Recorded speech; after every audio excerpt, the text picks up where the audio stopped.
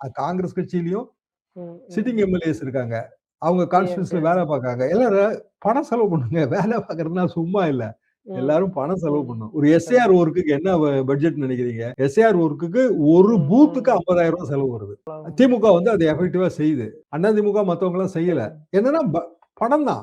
செலவு பண்ணணும்லங்க. நீங்க வர்றவன் ஒரு நாளைக்கு ம். உட்கார்ந்திருக்கான். அவனுக்கு ரூ. 200 300 இல்லாம அவன் எப்படி உட்கார்ந்திருப்பான்? தேர்தல் வேலை இந்த வாட்டி என்ன ஆச்சுன்னா, ரொம்ப ஏர்லியரா ஸ்டார்ட் ஆயிடுச்சு. எல்லாருமே கை காசு போட்டு தான் ம், செலவு பண்ணிட்டு ம். இருக்காங்க. கட்சிக்குள்ள இருந்து பணம் வரல. இருக்கலாம். திமுக ஆளுங்கட்சி. அவங்களுக்கு ம், ஏதாவது ம். அனுகூலம் இருக்கும். அப்ப காங்கிரஸ் கட்சி அவங்க அந்த செலவு பண்ணியிருக்காங்களா? எக்ஸிஸ்டிங் எம்எல்ஏக்கள், சிட்டிங் எம்எல்ஏக்கள் அவங்க எஸ்ஏஆர்ல யாராவது இன்வால்வ் ஆனாங்களா? அவங்க எவ்வளவு அவங்க ம், கான்ஸ்டிட்யூன்சிக்கு ம், என்ன ம். செலவு பண்ணியிருக்காங்க?